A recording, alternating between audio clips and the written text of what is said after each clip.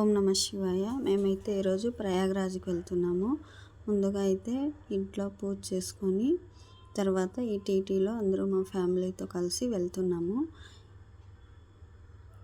ఈ టీటీకి అయితే పూజ చేసి కొబ్బరికాయ కొట్టి ఇంకా అందరూ ఎక్కేసాము. ఎక్కి ఇలా 4 సీట్లు తీసేసి అందరూ కూర్చున్నారు. మిగతా వాళ్ళు 2 సీట్లు ఉన్నాయి కదా, ముందర 2 సీట్లు, వెనకాల 4 సీట్లు ఉన్నాయి. ఆ సీట్లో అందరూ కూర్చున్నారు, మా వాళ్ళందరూ. ఇక దేవుని బ్లెస్సింగ్ తీసుకొని అందరూ క్షేమంగా వెళ్ళాలి, ఏ ఆటంకము రాకుండా ఉండాలి అక్కడ మాకే అనుకుంటూ ఇకైతే బయలుదేరిపోయాము. ఆ తర్వాత ఒక 5 అవర్స్ అయినకి ఒక చోట అయితే ఆపి కాఫీ టీ తాగుదాం అనేసి ఆపామన్నమాట. కాఫీ టీ అయితే తాగేసాము. పిల్లలకైతే ఐస్ క్రీము అవన్నీ తీసుకొని తిన్నారు పిల్లలు. తర్వాత అలాగే వెళ్తున్నాము ఇంకొక చోట. ఇంకా కాఫీ టీ అయిపోయిన తర్వాత కొంచెం రెస్ట్ తీసుకుందామని అందరూ రెస్ట్ తీసుకుంటుంటే నేను ఒక చిన్న వీడియో అయితే చేసుకున్నాను. తర్వాత ఇక్కడైతే చెరుకు జ్యూస్ కనిపించింది, చెరుకు జ్యూస్ కూడా తాగాము.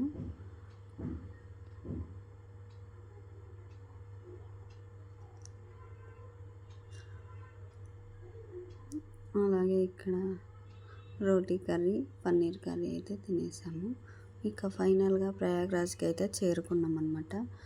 ఈ ప్రయాగ్రాజ్ ఒక్కొక్కరు 30 అవర్లు పడుతుంది, 40 అవర్లు పడుతుంది బెంగళూరు నుండి అన్నారు. అలా అన్నట్లే అయ్యింది. అంత దూరము 2 రోజులు అయింది వెళ్ళేసరికి. ఇక ఫైనల్గా ప్రయాగ్రాజ్లో అయితే నడుచుకుంటూ వెళ్తున్నాము. ఇంకా ట్రాఫిక్ వల్ల అక్కడే మేము వచ్చిన టీటీని అయితే ఆపేశారనమాట. ఇంకా ముందరకు నడుచుకుంటూ వెళ్తున్నాము. నడిచాము ఎంత నడిచామంటే ఇంకా మాకే తెలియదు. అంత నడుచుకుంటూ వస్తూ ఇంకెంత దూరం ఉంది అనుకుంటూ వెళ్తూనే ఉన్నాము. ఫైనల్గా అయితే మాకి ఆ మహాకుంభమేళ దర్శనంకి అయితే వెళ్ళిపోయామన్నమాట. ఇంకా ముందరైతే ఎంతమంది ఉన్నారంటే అబ్బాబా ఎక్కడెక్కడ నుండో వచ్చారు ఈ ప్రయాగ్రాజ్కి. మాకైతే ఆ శివయ్య ఆశీర్వాదం దక్కిందని అనుకోవాలి. ఈ ప్రయాగ్రాజ్ అంటే కుంభమేళకు వెళ్ళాలంటే ఆ శివుని ఆజ్ఞ ఉండాల్సిందే. శివుని ఆజ్ఞ లేనిదే చీమైనా కుట్టదు అంటారు కదా. నేనైతే ఆ శివుణ్ణి గట్టిగానే కోరుకున్నాను, శివయ్య నాకు కుంభమేళలో స్నానం చేసే భాగ్యము కల్పించు తండ్రి ఈ జన్మానికి నాకు అనేసి గట్టిగానే ఆ శివుడిని అయితే కోరుకున్నాను. ఆ శివుడు నేను కోరిన కోరికను నెరవేర్చాడు. నాకైతే చాలా సంతోషం అనిపించింది ప్రయాగ్రాజ్ వెళ్తాము అనగానే. ఇక ఈ జన్మకు నాకు అదృష్టం లేదేమో అని అనుకున్నాను, కానీ నేను శివయ్యని గట్టిగా కోరుకునేసరికి ఆ శివయ్య నా మొర విన్నాడేమో, అందుకే నన్ను ప్రయాగ్రాజ్ పంపించాడు. ఫైనల్గా ప్రయాగ్రాజ్కి వచ్చేసాము. ఇక్కడ వస్తూనే ఇంకా నాకైతే అక్కడ జనాల్ని చూస్తుంటే కొంచెం గుబురుగా అనిపించింది, అంటే కొంచెం భయం వేసింది. ఇంత జనాల్లో తొక్కిసలాటలు అది ఇది అని టీవీలో చూసాం కదా, అలా అన్నమాట. సరే అంతా శివయ్య దయ అనుకుంటూ ఇక అయితే ముందరకు వెళ్ళాం మేము. అక్కడ సంగమంలోకి వెళ్ళాలంటే మనకి బోట్ కావాలి. అందుకోసమే మేము ఇక్కడ నిల్చుకొని బోట్ కోసం చూస్తున్నాము. ముందరకు వెళ్ళి అడిగాము, అక్కడ బోట్స్ లేవు, అటుపక్క వెళ్ళండి అని చెప్పారు. అందుకోసమే ఇప్పుడు నడుచుకుంటూ వెళ్తున్నాము. ఈ జనసాగరం చూసారంటే ఇంకంతే, అంతలా ఉన్నారు జనం అయితే. ఒకటండి ఏంటంటే నాగసాధువులు, అఘోరీలు ఇలా ఎంతోమంది ఈ ప్రయాగ్రాజ్లో అంటే కుంభమేళలో స్నానం చేసి వెళ్ళారు కదా. అక్కడే మనం స్నానం చేసామంటే మనకున్న ప్రతి ఒక్క సమస్య తొలగిపోతుందనేదే నాకు అనిపించింది. ఇక్కడికి వస్తుంటే నాకు చాలా ఆనందం వేసింది అని అన్నాను కదా. ఈ ప్లేస్లో ఏదో మ్యాజిక్ ఉందప్ప, అంత ఆకర్షిస్తున్నాయి ఈ నీళ్ళు అయితే నన్ను.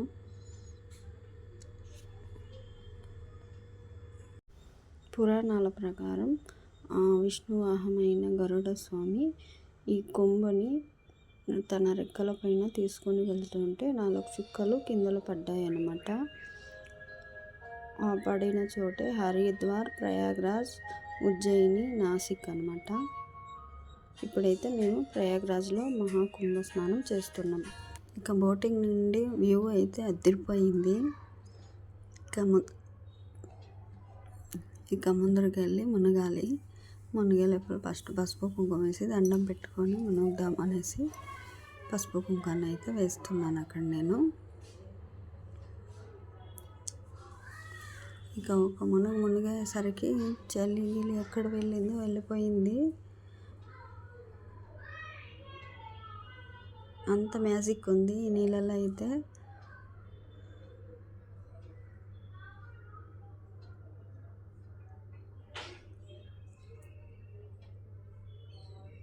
ఇక ఫైనల్గా నాదైతే అయిపోయింది.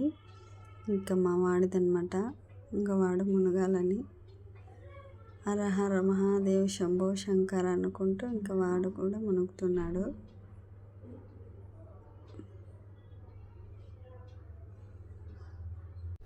అక్కడ స్నానం చేసి ఇక్కడికి వచ్చి బొట్టు పెట్టించుకుంటున్నాము.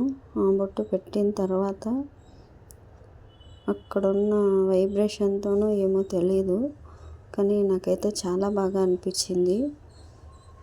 ఇంటో మనసులో ఉన్న అలజడి చెప్పలేని ఫీలింగ్ అనమాట. అంత బాగా అనిపించింది ఆ బొట్టు పెట్టించుకోగానే నాకైతే. అలాగే ఇక్కడ కొన్ని షాప్స్ ఉన్నాయి చిన్నటివి, అవన్నీ చూసుకుంటూ ఇంకా ముందుకైతే వెళ్తున్నాము.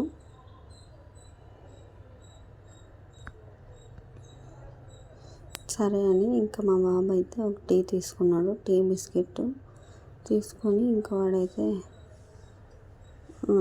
ఎర్రటి ఎండలోనే టీ బిస్కెట్ తిన్నాడు. టీ తాగి బిస్కెట్ అయితే తిన్నాడు. ఎంతటి ఎండ ఉందో చూడండి ఒక్కసారి. మేము స్నానాలు ముగించుకొని వచ్చే లోపల ఫుల్ ఎండ అయిపోయింది ఇక్కడ.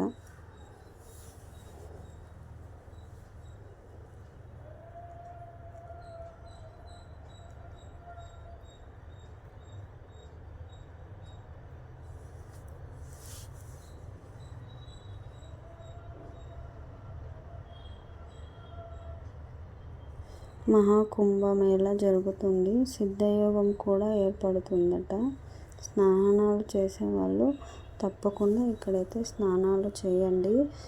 అంత దూరము ఇంత దూరము అనుకోకండి. ఆ శివయ్యని గట్టిగా కోరుకోండి. ఒక్కసారి వెళ్ళాలనుకునే వాళ్ళు తప్పకుండా వెళ్ళండి. ఈ అవకాశం మళ్ళా మనకి రాదనమాట.